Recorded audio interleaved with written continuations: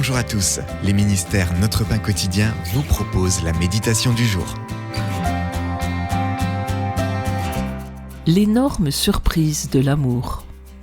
Dans le film de sport culte Jusqu'au bout du rêve, le personnage de Ray Kinsella rencontre son défunt père alors qu'il était un jeune athlète. En le voyant pour la première fois, Ray déclare à sa femme Annie « Je ne l'ai vu que des années plus tard, usé par la vie. Regarde-le, qu'est-ce que je vais lui dire ?» Cette scène soulève une question.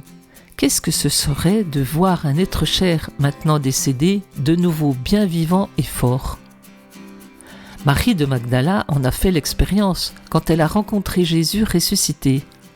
Elle pleurait à côté du tombeau vide lorsqu'elle se retourna et vit Jésus debout, mais elle ne savait pas que c'était lui. Voir Jean chapitre 20 verset 14. Pourquoi ne l'a-t-elle pas reconnu ?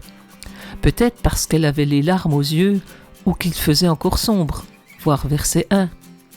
Plus probablement parce que la dernière fois qu'elle l'avait vu, il était ensanglanté d'avoir été battu et torturé à mort.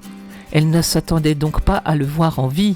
Il était si réellement vivant qu'il a fallu du temps pour que la formidable vérité pénètre l'esprit de Marie.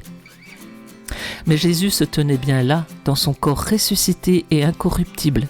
Voir 1 Corinthiens chapitre 15 verset 42.